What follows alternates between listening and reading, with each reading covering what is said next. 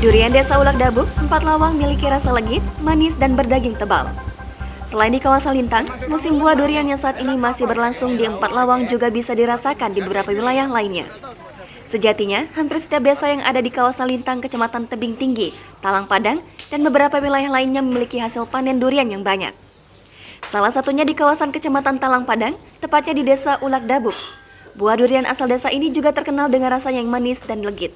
Desa ini terletak tidak jauh dari kota Tebing Tinggi sebagai pusat dari Tanah Saling Keruin, Kuruani Sanyi Kerawati, slogan dari Kabupaten 4 Lawang. Seperti halnya desa lainnya di 4 Lawang, desa ini merupakan daerah dataran tinggi yang mempunyai sumber daya alam melimpah, salah satunya yakni pertanian atau cocok tanam. Desa ini juga terkenal dengan hasil panen buah duriannya yang banyak, di mana tidak heran jika di desa ini banyak ditemui pemilik kebun dan pengepul yang berjualan buah durian terutama di pinggir-pinggir jalan. Rudi, seorang pedagang buah durian, mengatakan jika durian asal Desa Ulak Dabuk rasanya manis, legit, serta berdaging tebal. Selain itu, Tati, pedagang lainnya yang sudah menggeluti usaha jual buah durian hampir selama 20 tahun lamanya, mengatakan jika tahun ini harga durian agak sedikit lebih tinggi jika dibandingkan dengan tahun sebelumnya.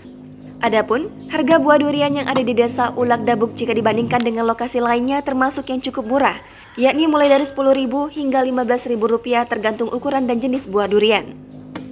Tidak terbatas pada konsumsi untuk warga 4 Lawang, di sekitarnya durian-durian ini dibawa hingga luar Pulau Sumatera seperti Provinsi Banten dan Jawa Barat. Kuning-kuning ya?